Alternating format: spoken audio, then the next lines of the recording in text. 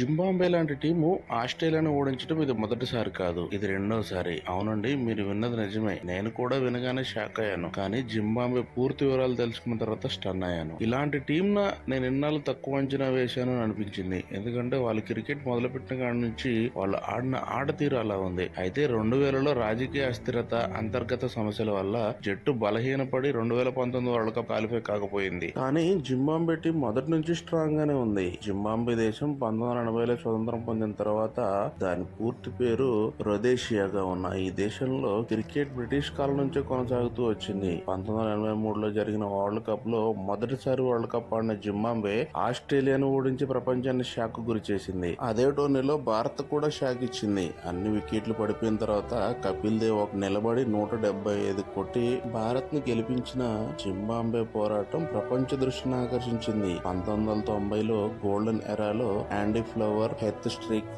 Flower లాంటి ఆటగాళ్లతో 1999లో జరిగిన వరల్డ్ క్రికెట్ లో సూపర్ 6 దశకు చేరుకొని భారత్ మరియు పాకిస్తాన్ వంటి బలమైన జట్లను ఓడించి తమ స్థాయిని చూపించింది జింబాబ్వే. చెప్పాను కదా, రాజకీయ అస్థిరత వల్ల 2019 కప్ కు క్వాలిఫై కాలేకపోయింది. టెస్ట్ క్రికెట్ కూడా తాత్కాలికంగా వదిలేయాల్సి వచ్చింది. కానీ పోరాట స్వభావం ఉన్న జింబాబ్వే మళ్లీ లేచి సికిందర్ రాజా, షీన్ విలియమ్స్ లాంటి ఆటగాళ్లతో పునరాగమనం చేసి 2022 ఆస్ట్రేలియాను వారి నేల మీద ఓడించడం ద్వారా సంకేతం ఇచ్చింది. ఇక 2026 వరల్డ్ కప్ లో అయితే అందరినీ ఆశ్చర్యపరుస్తూ సూపర్ 8 దశకు అర్హత సాధించింది. ఆస్ట్రేలియా లాంటి ఫియర్లెస్ జట్టును ధైర్యంగా ఎదుర్కొంటూ ముందుకు సాగడం ద్వారా ప్రపంచానికి ఒక స్పష్టమైన సందేశం ఇచ్చింది. జింబాబ్వే పడిపోయినా మళ్లీ లేస్తుంది. గెలుపు ఆలస్యం అవుతుందే కానీ అసాధ్యం కాదు. ఈ చిన్న టీంను చూసి ప్రపంచం అంతా షాక్ అవుతుంది. ఇప్పుడు మీకేమనిపించింది జింబాబ్వే పర్ఫార్మెన్స్?